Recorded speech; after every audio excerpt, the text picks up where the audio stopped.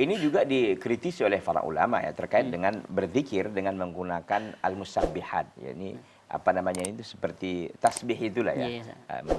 Tasbih-tasbih yang dilakukan oleh yang dibuat biasanya itu warnanya ada warna-warni itu kan biji-bijian begitu.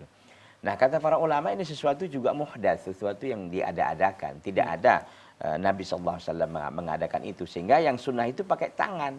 Tangan kita ini kan ada ruas-ruasnya ini. Ini kata para ulama, Masya Allah, luar biasa fungsinya. Yang dibuat oleh Allah dengan bentuknya seperti ini adalah membantu kita untuk beribadah kepada Allah. Sekalipun saya harus jujur di sini, Syekh Muhammad ibn Shalih Al-Utsaimin mengatakan bahwa beliau melihat kalau untuk tasbih yang seperti ini katanya li musa'adati al-ibadah untuk untuk menolong orang melaksanakan ibadah katanya atau tasilan lil ibadah. Tapi ini semata-mata istihad beliau. Hanya pendapat beliau rahimahullah tidak didukung oleh dalil yang ada. Bahkan dalil yang ada itu mengatakan bahwa yang sesungguhnya yang sunnah itu kita hanya pakai tangan. Bukan pakai menggunakan tasbih-tasbih yang dibuat atau dibuat orang ya di masjid-masjid itu ada disediakan, bahkan sebagian masyarakat itu mengantonginya. Nanti ketika setelah sholat menggunakan itu. Cukup dengan tangan itu lebih baik. Wallahu ta'ala a'lam. Nah,